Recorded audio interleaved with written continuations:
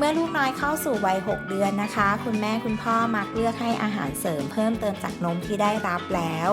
อาหารที่เลือกให้กับเขาควรจะเป็นอาหารที่มีเนื้อสัมผัสที่อ่อนและนุ่มเพื่อให้ลูกน้อยฝึกพัฒนาการกลืนให้ดียิ่งขึ้นค่ะวันนี้ Mom's Cooking มีเมนูสำหรับหนูน้อยวัย 6-12 เดือนอย่างซุปไก่เจ้าตัวน้อยมาฝากค่ะไปดูวิธีทำพร้อมๆกันเลยค่ะ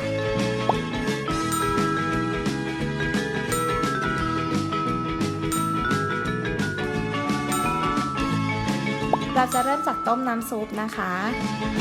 จากนั้นก็ใส่เนื้อไก่ลงไป ต้มจนกว่าเนื้อไก่จะสุกค่ะ ตามด้วยใส่ผักลงไปค่ะ ฟักทอง ตำลึง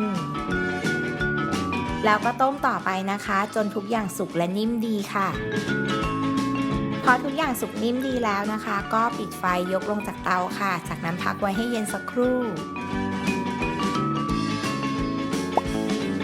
นำไปปั่นด้วยเครื่องปั่นจนเป็นเนื้อเดียวกันค่ะ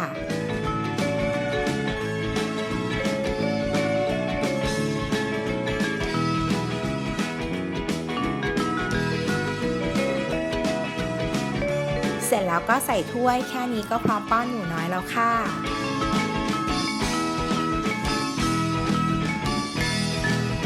ติดตามเมนูอาหารเด็กทุกช่วงวัยได้ใน Mom's Cooking ค่ะกดติดตามช่อง Kids Kitchen Channel เอาไว้แล้วก็